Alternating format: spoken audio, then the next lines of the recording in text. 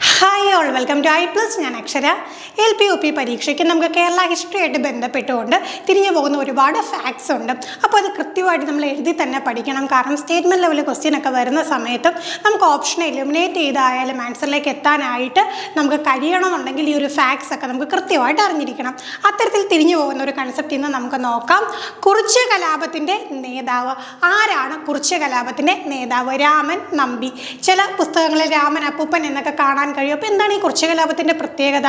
ആദ്യത്തെ ഗോത്രവർഗ കലാപമാണല്ലേ. അപ്പോൾ അതുമായിട്ട് ബന്ധപ്പെട്ട ഫാക്ട്സ് ഒക്കെ നിങ്ങൾക്ക് അറിയാം. അപ്പം കറക്റ്റ് അറിഞ്ഞിരിക്കേണ്ട രണ്ട് ഡേറ്റ്സ് ഉണ്ട്. എന്നാണ് ഇത് ആരംഭിച്ചത്, എന്നാണ് അവസാനിച്ചത്. 1812 മാർച്ച് 25 കുറിച്യ കലാപം ആരംഭിച്ചത്. എന്നിട്ട് 1812 മെയ് 8 2 മാസത്തിനകം തന്നെ എന്ത് ചെയ്തു? ആ ഒരു കലാപം അടിച്ചമർത്തി. അപ്പോൾ അതാണ് കുറിച്യ കലാപത്തെക്കുറിച്ച് അറിയേണ്ടത്.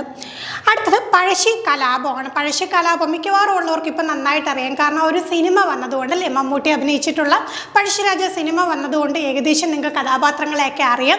അതുകൊണ്ട് പെട്ടെന്ന് കണക്ട് ചെയ്യാൻ പറ്റും. പഴശ്ശി കലാപത്തിലെ കുറിച്യർ നേതാവ് ആരായിരുന്നു? ആരാണ്? തലക്കൽ ചന്തുവാണ് പഴശ്ശി കലാപത്തിലെ കുറിച്യരുടെ നേതാവ് എന്ന് പറയുന്നത്. അപ്പോൾ പഴശ്ശി കലാപം എന്ന് പറയുമ്പം 2 ഘട്ടമായിട്ടാണ് നടന്നത്. അതും അറിഞ്ഞിരിക്കണം. 1793 മുതൽ 1797 വരെയാണ് ഒന്നാം പഴശ്ശി കലാപം. 1800 മുതൽ 805 വരെ, അതായത് പഴശ്ശിരാജയുടെ മരണത്തോടു കൂടി ആ ഒരു രണ്ടാം പഴശ്ശി കലാപം അവിടെ അവസാനിക്കുകയാണ്. അപ്പോൾ നിങ്ങൾക്കുള്ള ചോദ്യം ഇതാണ്: വട്ടത്തൊപ്പിക്കാരെ നാടുകടത്തുക എന്ന ആഹ്വാനത്തോട് വന്ന കലാപം ഈ കൂട്ടത്തിൽ ഏതാണ്? ഉത്തരം അറിയാവുന്നവർ തീർച്ചയായും കമൻറ്റ് ചെയ്യുക. മറ്റൊരു ക്ലാസ്സുമായി വീണ്ടും കാണാം. താങ്ക്